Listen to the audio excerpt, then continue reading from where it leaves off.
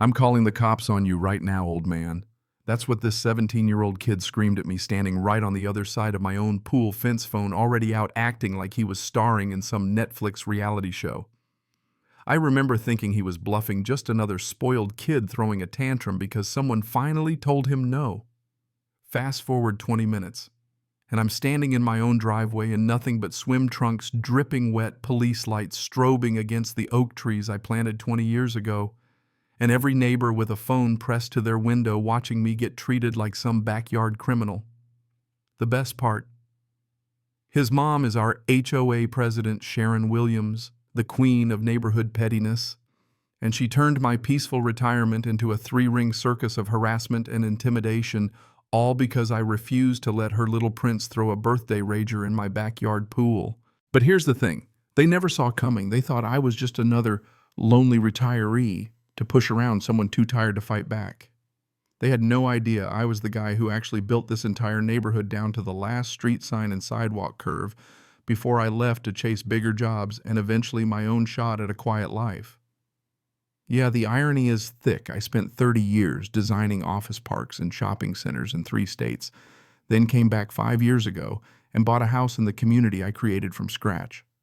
Every morning I'd drink my coffee by the pool, think about my late wife Sarah, and how much she'd love this spot, and wonder if maybe, just maybe, I'd finally outpace the chaos of the world.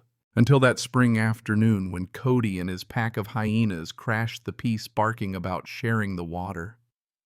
"My birthday's this weekend," he said, "and my mom says you probably won't mind since you're just some old guy living alone." The way he said it, like my privacy was an inconvenience, just about sent my blood pressure through the roof, but I kept my face neutral. I'd handled tough clients, angry developers, boardroom blowhards. No way I was letting a kid with a TikTok account get under my skin. "Thanks for letting me know about the party," I told him, keeping my tone steady, "but this is private property and I like my peace and quiet." He rolled his eyes and fired back with, "Seriously, you're gonna be that guy?" As his friends filmed the whole thing, probably hoping to get me on video, losing my cool. Behind all that bravado was the same threat I'd heard my whole career from people who think authority means getting your way. He told me his mom runs this place, and if I didn't play along, she'd make life hard for me. I watched them walk away, knowing in my gut that this wasn't over. After 30 years in the trenches, you learn to read threats like the weather. This was a storm building on the horizon. And I spent that night on my deck staring out at the water and wondering if coming back home had been a colossal mistake. But Sarah always told me you have to stand your ground when you're right, even if it costs you. By sunrise, I'd made up my mind if Sharon and her son wanted a fight, they'd get one. They just had no clue they were playing chess against the guy who built the board. So when I got the HOA email the next morning, a masterpiece of bureaucratic doublespeak accusing me of pool safety violations, I actually laughed. It was so vague it could have applied to anyone. But tucked at the bottom was a name: Mark Williams, legal advisor. Funny, same last name as Sharon. What a coincidence, right? I wrote a measured professional reply asking for the exact regulations, adoption dates, documentation, the stuff real lawyers care about. The answer came back an hour later. "This is not a negotiation. Immediate compliance required. Contact Mark or face daily fines starting at $200. No evidence, no conversation, just threats." I was still shaking my head when I spotted a stranger lurking around my fence snapping photos of my pool. Middle-aged guy, khakis, nervous energy. Didn't take a genius to guess this was Mark Williams playing amateur detective for his sister. That's when I knew for sure this wasn't about rules or safety. It was about power. And now they'd made it personal. I installed cameras that day. Good ones with night vision, because if they were going to play dirty, I needed receipts. Not a moment too soon. That same afternoon, my phone rang Eastwood County Emergency Services. The dispatcher said, "Sir, we've received a report of suspicious activity at your address.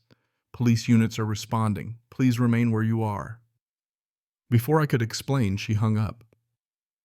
10 minutes later, 2 police cars and an ambulance rolled up in front of my house, sirens blaring, neighbors gawking. An officer asked for my ID, said there'd been a call about a trespasser in my pool. I just stood there, towel around my neck, water still dripping off my chin, and tried to process how the world had flipped upside down. Turns out Cody had called in a fake emergency, wasting everyone's time and humiliating me just to teach me a lesson. And there it was, caught on my own security footage, Cody on the phone, gesturing at my house, smirking as the sirens arrived. That was the moment something snapped in me after decades of solving big problems. I knew this was just another job. Only now the blueprint was psychological warfare. Next day, my neighbor Eleanor showed up, envelope in hand, and that look of someone who'd had enough.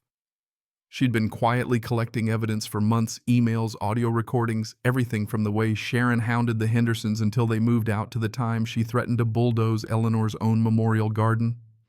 She played me a recording of Sharon and Mark plotting how to siphon money out of the HOA. Mark, the legal consultant, was actually just an insurance guy, and his so-called consulting business didn't exist outside a couple of fake invoices.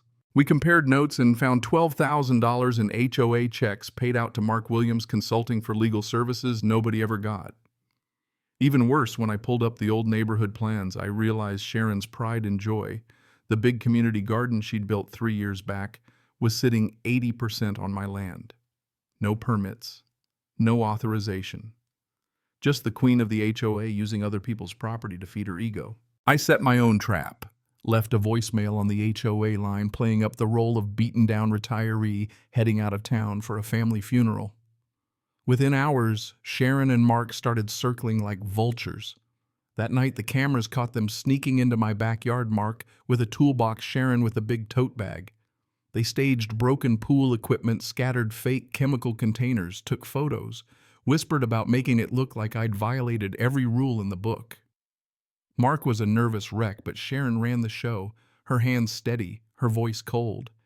Just hurry up, nobody's gonna see us. 15 minutes in, I lit up the backyard like Times Square, stepped outside and dialed 911 right in front of them. Sharon dropped her bag. Mark tripped over his own feet. I said, "Hope you're enjoying your inspection," because this time the police are coming for actual criminals. When the cops arrived, the evidence was all there, tools, staged debris, the whole circus caught in 4K. Mark cracked instantly, blaming Sharon.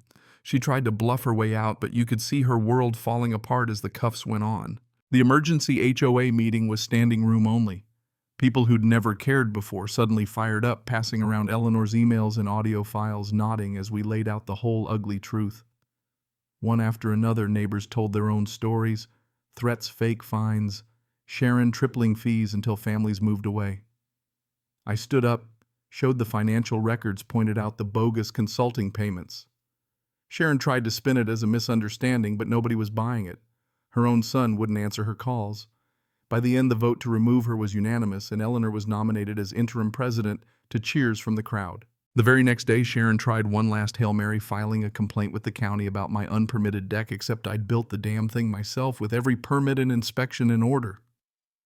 When the inspector showed up, I handed him a folder thicker than the Sunday paper. He flipped through it, nodded, and closed the case right there. But since he was there, I mentioned the little issue with the garden. 10 minutes later, he realized what Sharon had done, built the whole thing on my land paid for with HOA funds.